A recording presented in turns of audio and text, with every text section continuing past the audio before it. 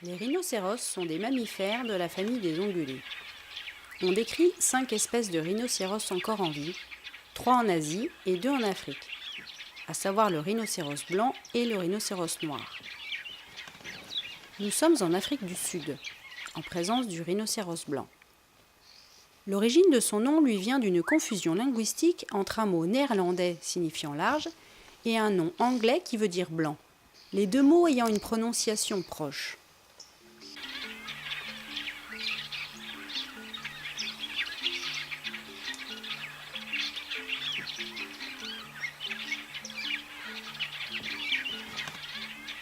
Comment faire la différence entre un rhinocéros blanc et un noir ? La première distinction est la forme de leurs lèvres. L'autre différence essentielle est leur régime alimentaire. Le rhinocéros noir est philophage, c'est-à-dire qu'il se nourrit de feuilles qu'il saisit grâce à sa lèvre supérieure en forme de doigt. Il apprécie les bourgeons ainsi que les rameaux d'acacia. Le rhinocéros blanc, quant à lui, est herbivore. Il se nourrit essentiellement de plantes herbacées et de broussailles qui sont au niveau du sol.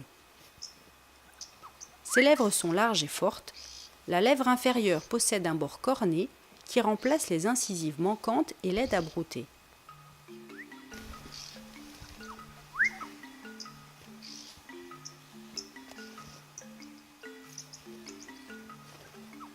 Il vit dans la savane ouverte. Ainsi, les deux espèces peuvent coexister au sein du même écosystème.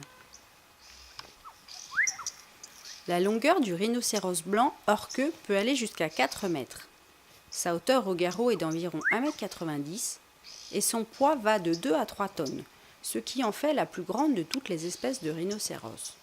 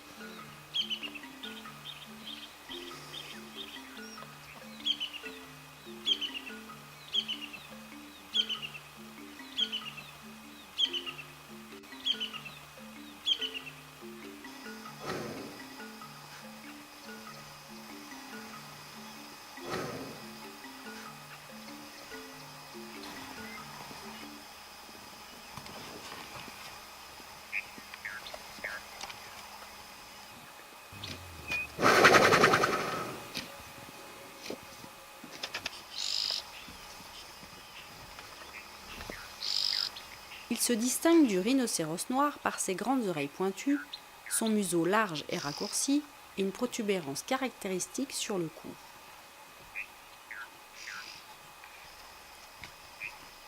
L'odorat est chez lui le sens le plus important. Les oreilles et les yeux jouent au contraire un rôle secondaire. C'est à peine s'il peut reconnaître quelque chose à plus de 20 mètres.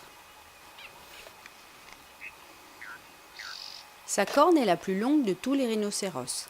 Elle atteint en moyenne 65 cm et peut aller exceptionnellement jusqu'à 1,50 m. Sa fonction principale est de déblayer les obstacles lors de la quête de nourriture. Sa corne est en kératine, la même matière que nos ongles.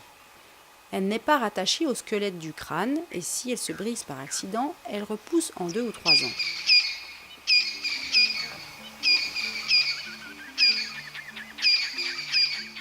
Le mot rhinocéros vient du grec rhinos, qui signifie nez, et kéras, corne, car il porte 1 ou 2 cornes sur le nez et non sur le front, comme les autres mammifères cornus. Ils sont les plus gros mammifères terrestres actuels après l'éléphant.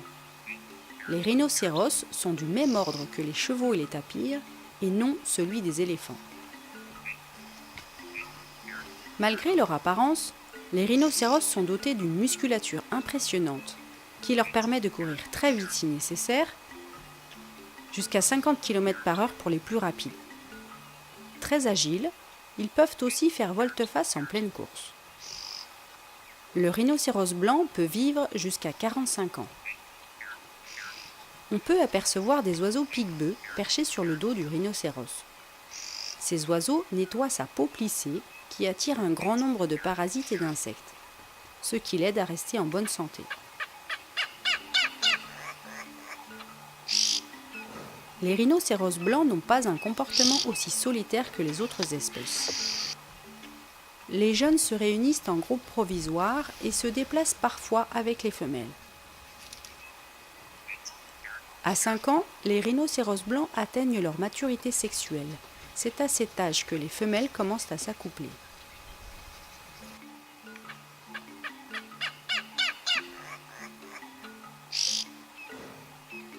Cependant, les mâles plus âgés vivent en solitaire dans un domaine de 5 à 7 km² qu'ils défendent contre les autres mâles et dont ils surveillent continuellement les limites, en les marquant avec leurs déjections et leurs urines, ainsi qu'en frottant leur corps et leurs cornes contre les arbres et les grands rochers. Les batailles entre mâles sont rares et surviennent pour obtenir les faveurs d'une femelle.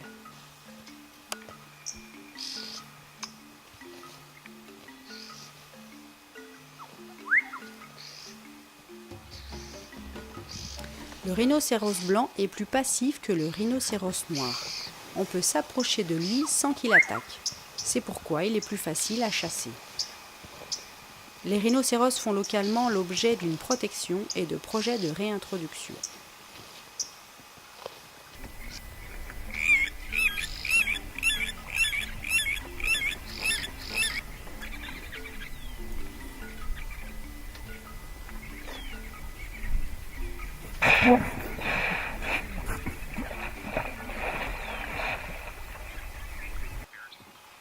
L'accouplement ne se produit pas à une période déterminée de l'année, mais quand les femelles ont fini d'élever leurs petits, soit tous les 4 ou 5 ans. La gestation dure environ 16 mois et la femelle met généralement bas un seul petit, qui pèse à la naissance 40 kg. Le petit est dépourvu de cornes et il se déplace toujours devant la mère, ce qui est la meilleure façon pour elle de savoir où est son petit afin de le protéger. Dès l'âge de 2 mois, ils se mettent à brouter mais continuent à s'allaiter pendant une année, jusqu'à ce que sa mère le chasse à la naissance d'un nouveau-né.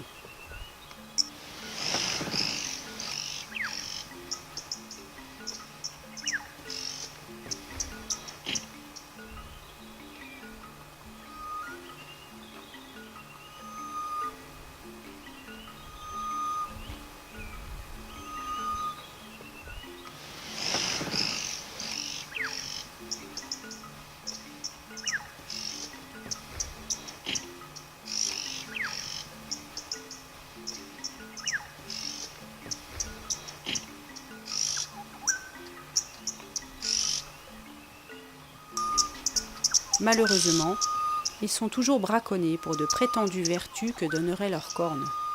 En réalité, ce ne sont que des croyances venues d'un autre âge. Toutes les espèces de rhinocéros sont actuellement menacées de disparition.